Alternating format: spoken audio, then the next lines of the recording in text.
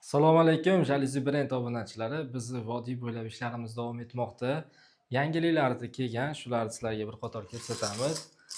Ko'rib turganingizdek, juda ham chiroyli jaluzilarimiz yetib keldi.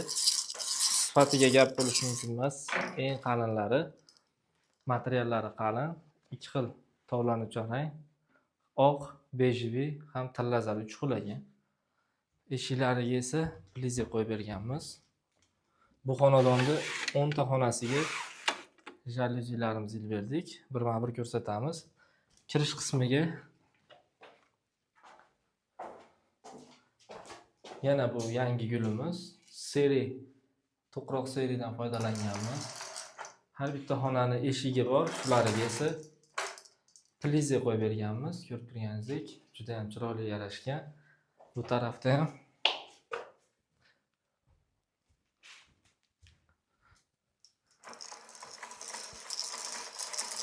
yangi kelgan gulimiz mana ishlashlari ham yengil. Material qalin. Eng qalin materiallarda bo'ldi. Yangi remontdan chiqdi. Hali gilamlarini yangilashgan yo'q. Yana ham ochiladi, gilamlar yangilansa. Bu rolloshtorimiz ham endi yetib keldi.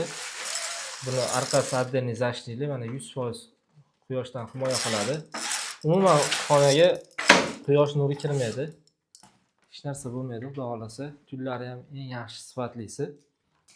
Ikkita derazaga qo'ydik bu xonaga ham, eshiklariga har bitta xonaga plizalarni qo'yib berganmiz. Endi narigi tarafni ko'rsatamiz. Mana ko'rib turganingizdek, ikkita xonasiga ham yangi modellarimizni qo'ydik. Общий 10 ta xona aytilgan edi. Qolganlariga eski modellariga uchun faqat sizlarga yangi modellar ko'rsatib o'tamiz. Ranglarini ko'ringlar. Beryozeviy sifatroq, yashilga tortadigan rang yangi keldi. Buni kafenisini ham o'rnatdik. Narixonaga eshiklariga har biriga plizalarimizni o'rnatganmiz. Bu xonamiz ikkinchi xona, yotoqxona. Bu yerga kafeni rangidan foydalandik.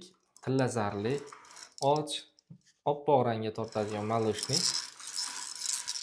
Bu ham qaranglar, qanaqa chiroyli turibdi, sifati ham zo'r.